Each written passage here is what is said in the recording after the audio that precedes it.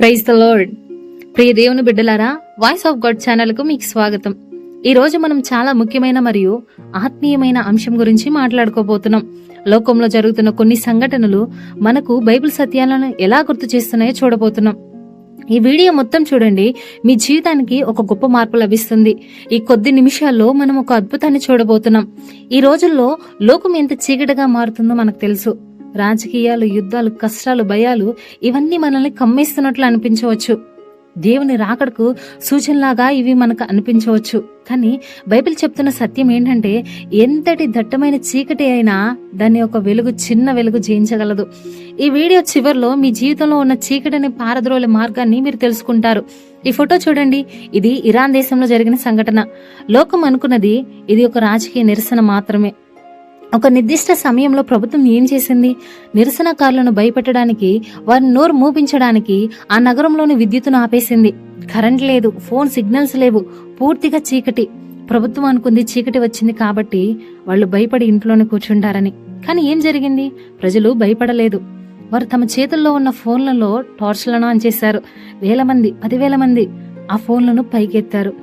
ఒక్కరి ఫోను ఒక చిన్న వెలుగు, కానీ 1000 మంది వెలిగించినప్పుడు అది ఒక సముద్రంగా మారింది. ప్రభుత్వం సృష్టించిన చీకటిని ప్రజల యొక్క వెలుగు చేయించింది. ఈ సంఘటన చూస్తుంటే మనకు బైబిల్లో వాక్యం గుర్తొస్తుంది.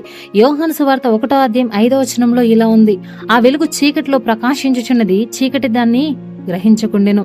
ఈ అద్భుతమైన వాక్యం గురించి మనం ఆలోచించాలి. వెలుగు చీకటిని గ్రహించదు, జయించదు. వెలుగు ఉంటే చీకటి నిలబడదు. ఈ ఇరాన్ కథ మన యొక్క వ్యక్తిగత జీవితాలకు ఎలాగ వర్తిస్తుంది? ఆత్మీయంగా మన జీవితాల్లో ఈ ప్రభుత్వం ఎలా ఉంది? అపవాది అయిన సాతాను వాడు కూడా ఇలానే పనిచేస్తాడు.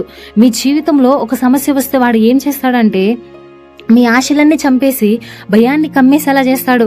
ఒక గొప్ప వ్యాధి వచ్చినా, కష్టం వచ్చినా, వ్యాపారంలో నష్టం వచ్చినా, కుటుంబంలో గొడవలు వచ్చినా సాతాను మీ జీవితంలో ఒక పూర్తి చీకటిని సృష్టిస్తాడు. వాడు ఆశించేది ఏంటంటే, ఇక మీ వల్ల కాదు, ఇక నీకు ఎక్కడి నుంచి సహాయం రాదు, నీ జీవితం అయిపోయింది, నీకు సంతోషాలు ఉండవు అని మీరు భయపడేలా చేస్తాడు. ఈ చీకటిలో సాతాను ఏం గ్రహింపచేయాలనుకుంటున్నాడంటే, నీ జీవితంలో దేవుడు ఉన్నాడా? దేవుడు అసలు ఎక్కడున్నాడు? దేవుడు నిన్నెప్పుడో వదిలేశాడు. దేవుని యొక్క వెలుగు నీకు చేరదు, నీకు అందదు అని మిమ్మల్ని అబద్ధాలతో నమ్మించాలనుకుంటాడు. మనం ఇక్కడ నేర్చుకోవాల్సిన విషయం ఏంటంటే, చీకటి ఎప్పటికీ చివరి వరకు ఉండదు. దేవుని ప్రజలుగా మనం చీకటిని చూసి భయపడకూడదు, ఎందుకంటే దేవుడు వెలుగై ఉన్నాడు. ఆ ప్రజలు ఏం చేశారు? తమ ఫోన్ టార్చ్లను ఆన్ చేశారు. మనకు కూడా ఒక టార్చ్ ఉంది. అదే దేవునికి ప్రార్థన చేయటం, వాక్యం చదవటం, ఆయన మీద విశ్వాసం ఉంచటం. మీ జీవితంలో చీకటి కమ్మేసినప్పుడు మీరు చేయాల్సింది ఏంటంటే, మన యొక్క విశ్వాసాన్ని పైకెత్తాలి. అంటే మనం ప్రార్థన చేయడం మొదలు పెట్టాలి, బైబిల్ చదవడం మొదలు పెట్టాలి. చీకటి ఉంది, కానీ దేవునిలో వెలుగు ఉంది. దేవుని యొక్క వెలుగు మనలో ఉందని నమ్మాలి.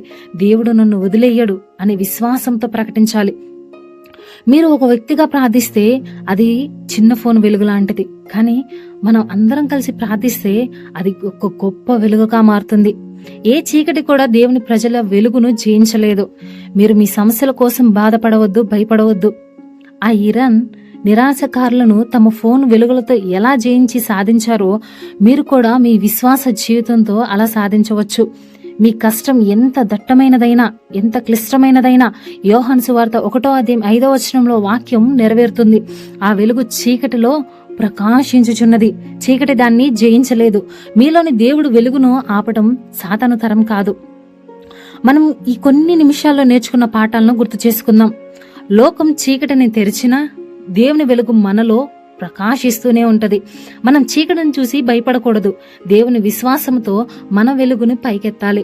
ఇప్పుడు నేను మీకోసం ప్రత్యేకంగా ప్రార్థన చేయబోతున్నాను. మీ జీవితంలో ఏ సమస్య, ఏ చీకటి కమ్మి ఉందో దేవుని వెలుగు ఆ చీకటిని పారద్రోలేలా మీ విశ్వాసాన్ని పెంచాలి. ప్రార్థన. ప్రియ పరలోకపు తండ్రి, మా ముందు ఉన్న నీ బిడ్డలందరి కొరకు నేను ప్రార్థిస్తున్నాను దేవా. వారి జీవితంలో కష్టాలు, శోధనలు అనే చీకటి కమ్మినప్పుడు వారు భయపడకుండా వారిలోని దేవుని వెలుగును పైకెత్తే ధైర్యం వారికి దయచేయండి.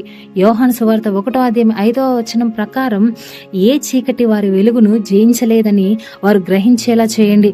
వారి సందేహాలను, భయాలను, సమస్యలను తీసివేయండి. వారికి శాంతిని మరియు ఆశను దయచేయండి. క్రీస్తు యేసు నామమున అడుగుచున్నాము తండ్రి, ఆమేన్. ఈ వీడియో మీకు నచ్చినట్లయితే లైక్ చేయండి, షేర్ చేయండి, సబ్స్క్రైబ్ చేసుకోవడం మర్చిపోకండి. దేవుని యొక్క వెలుగు మన జీవితంలో నిండును గాక. ఆమేన్.